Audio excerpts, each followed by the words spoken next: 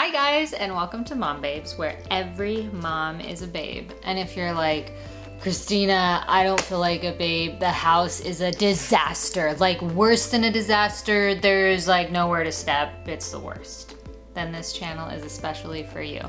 None of us has it all together, but we are all creatives. And if you're like, Christina, I'm not a creative, that's a lie, because raising a live human being is the most creative thing that there is. Please subscribe and ding the bell to get notified each time I release a new video every week. Super helps me out. Today we are talking about how to actually finish a baby book in a year. So I have now done 2 of them in a year. So I think I kind of sort of have an idea of what I'm doing-ish. But I'm gonna pass along to you kind of just what I did and make it really simple and really achievable. I know for a lot of people, a baby book just seems like another thing. Like, I get it. Everybody's already maxed out. Like, everyone is done already, and doing this just seems like an extra thing. For me, I am naturally a writer, so that part of it wasn't really overwhelming for me, but organizing and putting together the whole project, like basically it's a giant scrapbook essentially. And it's of this time when your baby is just changing so much and there's so much going on. And some of them have a lot of extra information. So my first tip is to find a baby book that you like, that you think is doable. If it just has tons and tons and excessive pages of information for you to fill up, either A, ignore them, or B, find a book that's a little more simplified. If you want a digital baby book, I know a lot of people like those. I'm more of a hands-on, like I like having a hard copy calendar, a hard copy planner, and I knew I wanted like a hard copy baby book, so that's what I did, but there are digital options out there. So the one that I picked, I'll just kind of take you through it. So you have like your baby picture and the footprint, and put a picture on there. When I was pregnant, I went ahead and did all the intro stuff. Like, you do a little brief like mommy, daddy page, and then like a family tree page. Well, like all this stuff that you can do before baby actually gets here and you're exhausted and can't survive in those postpartum months, you should do. So we did like a mommy's pregnant page, and then baby showers, and then pretty much from there on, our baby book had like the delivery, so basic details on the delivery and arrival, coming home, and then it had a place for visitors, which I just use as a photo page. Mostly I feel like what the kids will be interested in when they're grown up is the photos. So I think that's kind of like a word says 1,000 pictures. I wish it could, that'd be cool. A picture says 1,000 words. So I think that's one of the most important things to focus on, is the photos that you really love and you feel really captured, the memory of your family during that time. That's the most important thing. That's the most to focus on. If all you do is put a book together, like even just a photo album of like photos during that time, I think that's essentially just as good as a baby book. The baby book's nice because it gives you a little more guidelines, so you don't have to come up with all the ideas of what to write. It'll kind of give you that guideline already. Our baby book had like a little hands and feet page. Look at these scary handprints. It did not come out, but it's kind of cute. And I just do pictures as much as I can, as much as there's space. Ours has current events, pop culture, which is kind of, I did very basic, first days home. And then after that, it goes through 1 month, 2 month, 3 months, all the way to 12 months. Milestones, so like first steps, first food, first walking, all that. There's a page for your favorite things, which I'm just gonna use as extra photo pages. And like just put the photos over the words, which you can do, I feel like at any time you're like, I don't really care about this page, just stick a bunch of photos in there. So first birthday, second birthday, third birthday. So 3 birthdays, first day of preschool, first day of kindergarten, and that's pretty much it. And then there's a growth chart at the end. That's the baby book that I have. It is like, I guess that is, you know, comprehensive. It has a lot of things in there. When it comes to baby books, because I am a writer, I tend to be very verbose, but with these, I do as much bullet pointing as I can. Bullet pointing. That should be a word, right? Bullet pointing, making bullet points. I do as many bullet points as possible as opposed to full sentences, because you want to kind of cram bits and pieces and as much information as possible in there. I wanted to go through and show you what I did in the baby book and what the scope of my baby book was so that you can better understand what I'm going to talk about. Everything that's like the coming home, arrival, baby's born. Obviously when you're postpartum, you're just focused on baby. So my general rule is I would only touch on the baby book once a month. Like I wasn't going to open it more than once a month. I'm sure some people are even like, once a month? How do you even get to it that often? But it was only 30 minutes. In 30 minutes or less. 30 minutes was being generous. You have one page to fill out every month. It took me less than 30 minutes. And like I said, I'm a writer, so it should take you even less time. What do I write when I get to that first month?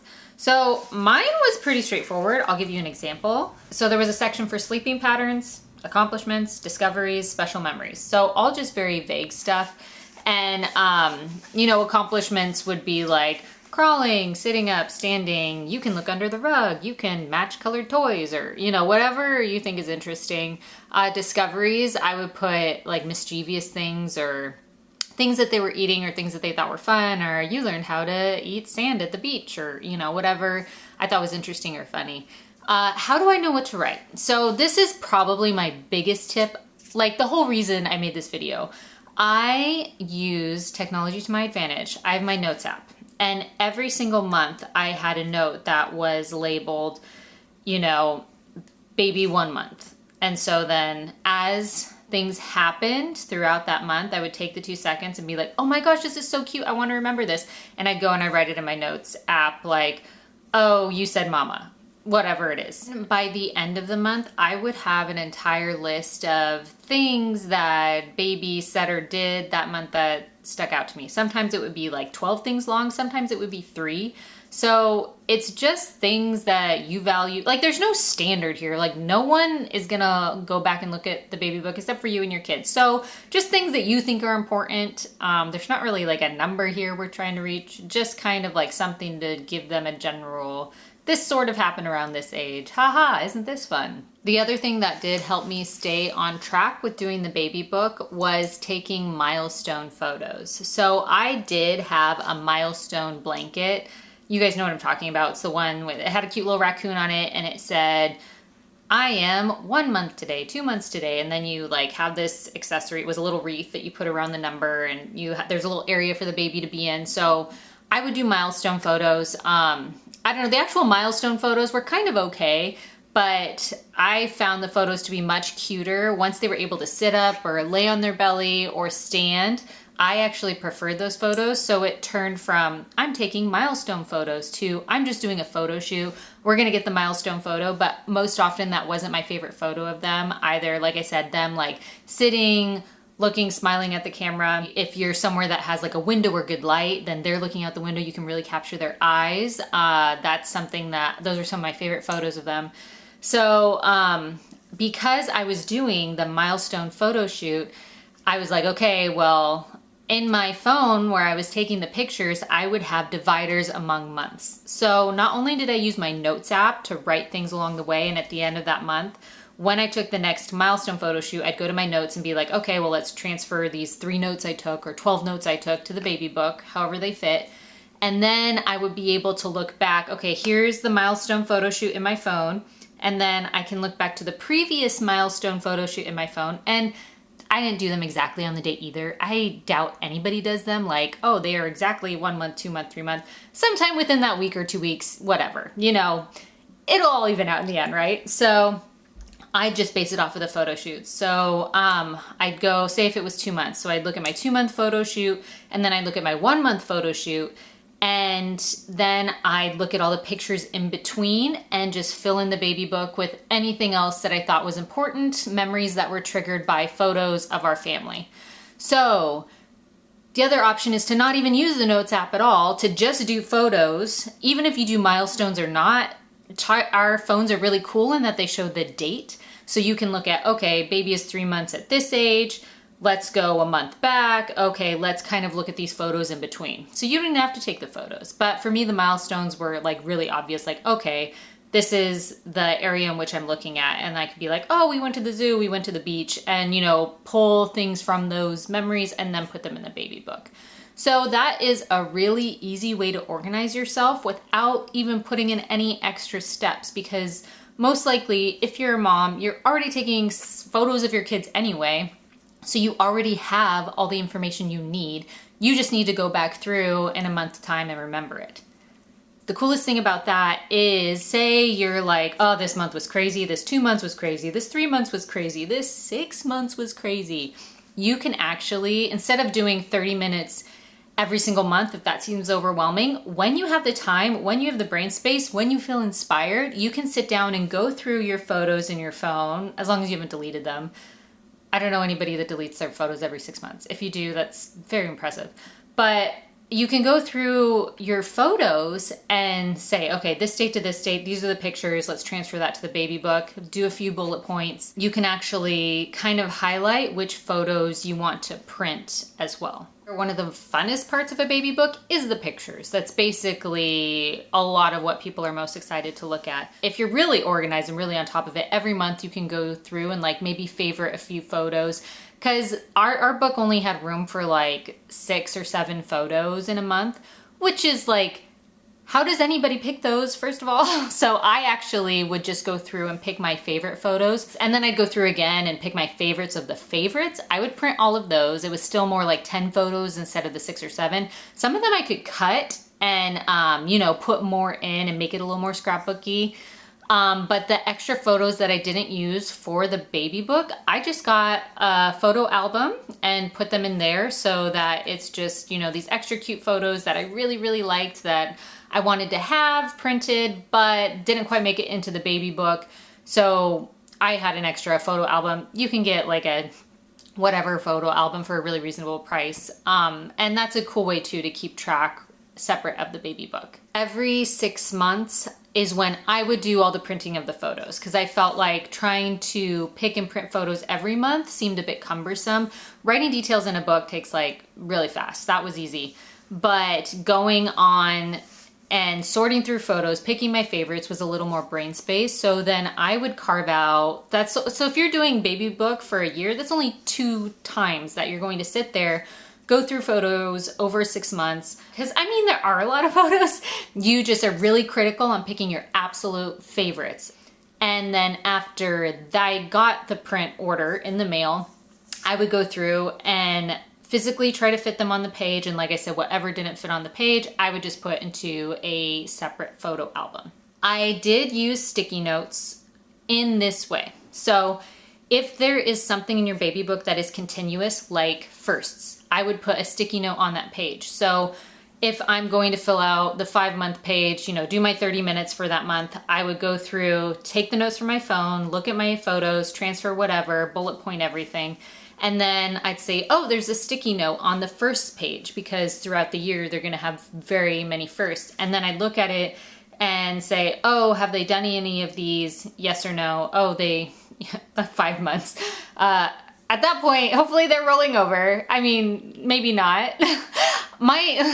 For me, my boys didn't walk forever. So I was like, kept being like, okay, it's still like, even after a year of doing the book, it'd be like their 2nd birthday. And I'm like, oh yeah, they did learn how to walk at some point, and go write it back in. So that's one that even like now you'll see, like I still have sticky notes of things that haven't been completed on their baby book. So I'll give you an example.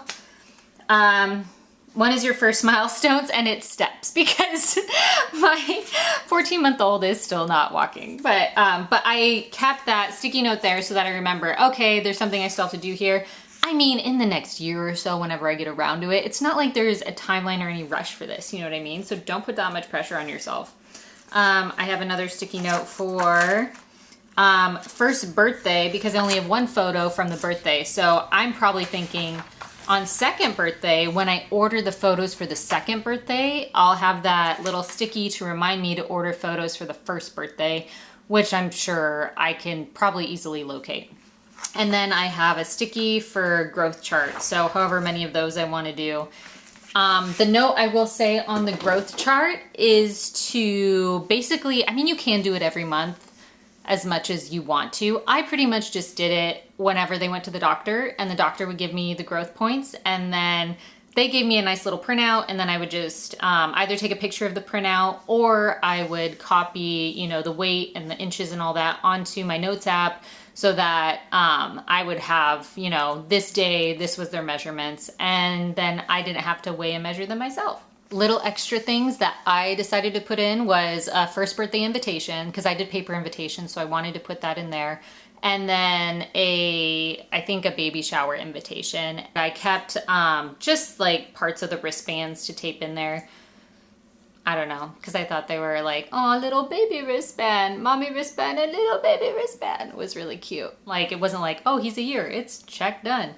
Because I guess the title of this video is slightly misleading in that baby's book doesn't end after a year typically. Like I said, you have a second birthday, third birthday, kindergarten, but they're much more spaced out, so that isn't as overwhelming as like every month trying to keep up on what's going on. And you just have to transfer the information, which, I mean, even if you're like your kids are much older now, like 6 or 7 or whatever, you probably still could go back through your photos and piece together a baby book if you really wanted to.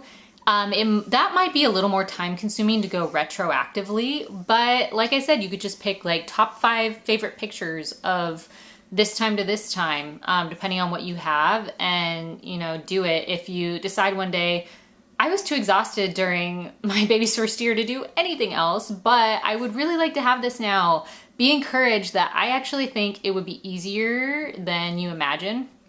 Like I was saying before, I got sidetracked. At a year, I went through and did the photos for 6 months to a year, so picking all those out. And that does take, like, for me, it took about an hour to go through offload the photos. Once they're offloaded, go through them all for about an hour, be really critical, pick my favorites, and then pick favorites of favorites and print all those. And then taping the pictures in the book probably took like another hour to an hour and a half, depending on like how particular I was. So that's about 2 hours of photo work that you'll do twice a year on top of the 30 minutes that you put in every month. And so that's 6 hours over the course of an entire year. And then like 4 more hours on top of that. So like 10 hours. 10 hours over the entire year is all it really took me to put together a baby book. So hopefully out of the 365 days times 24 hours, which I should probably know that number, however many hours are in a year, all you need is really like 10 of them to do a decent baby book.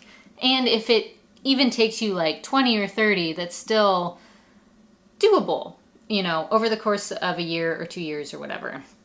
The point of this video isn't to be like, oh, you need to do your baby book in a year. It's just to kind of help you see, oh, like this wasn't as overwhelming or as hard as I thought it would be, and make it really achievable and maybe kind of fun too.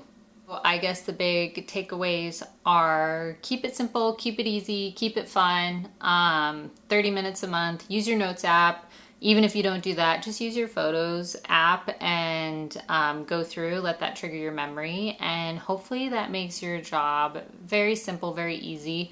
It was fun to every month kind of take a few minutes and reflect on, oh, this is what my baby's doing that month, because in that first year, you just feel like everything's a blur and you're exhausted, and especially if you have multiple kids, it's so crazy. So it's nice to be intentional, to take that time to focus on your baby and enjoy how they are growing, and just really take away the positives and everything that is good and everything that you're grateful for that month. So if you are interested in doing a baby book, hopefully this helps you understand that it's not as hard as it looks, and it can help you on the pathway to making that dream a reality.